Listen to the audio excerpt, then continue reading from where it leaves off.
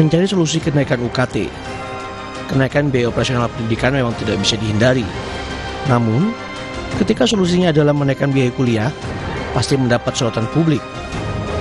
Hal tersebut wajar karena biaya kuliah yang semakin mahal semakin memberatkan beban mahasiswa itu atau keluarga mahasiswa, terutama dari kelompok ekonomi menengah ke bawah. Selama ini, lebih tinggi daripada kenaikan gaji orang tua di Indonesia. Pendidikan tinggi juga semakin sulit dijangkau masyarakat dari kelompok ekonomi bawah. Apalagi cakupan beasiswa pendidikan dari pemerintah juga terbatas.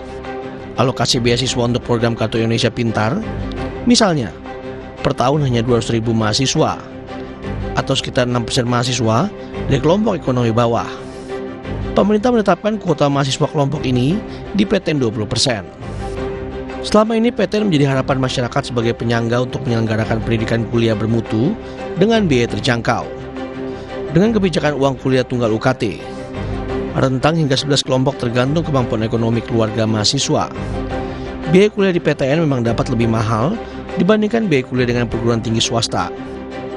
Dari aspek keadilan, sejatinya rentang UKT tersebut lebih berkeadilan dibandingkan dengan kebijakan uang kuliah sebelum tahun akademik 2013-2014 yang sama rata untuk semua mahasiswa dari kelompok ekonomi manapun. Dalam kebijakan UKT ini, Kemendikbudristek juga mewajibkan PTN tetap menyediakan UKT kelompok 1 sebesar Rp500.000 per semester dan kelompok 2 sebesar Rp1 juta per semester bagi mahasiswa dari kelompok ekonomi bawah.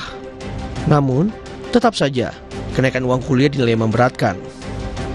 Apalagi ada kesan PTN menggali dana dari mahasiswa untuk menutup biaya kenaikan operasional pendidikan, baik dari UKT maupun uang masuk kuliah, melalui jalur penerimaan mahasiswa yang ditetapkan universitas.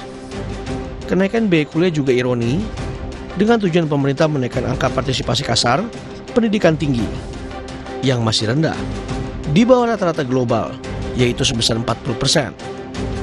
APKPT juga menjadi parameter untuk menunjukkan komitmen negara dalam memenuhi hak dasar penduduk memperoleh pendidikan tinggi secara mudah dan berkualitas.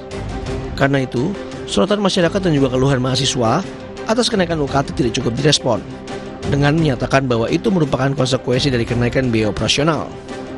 Pemerintah, baik Kemendikbudristek maupun PTN, mempunyai tanggung jawab untuk mencari solusi yang tidak memberatkan mahasiswa. Rencana pemberian pinjaman pendidikan bagi mahasiswa mendesak direalisasikan. Layanan program beasiswa pendidikan juga perlu ditingkatkan agar lebih efektif menjangkau mereka yang benar-benar membutuhkan. PTN dapat mengoptimalkan sumber masukan lain dari non-mahasiswa.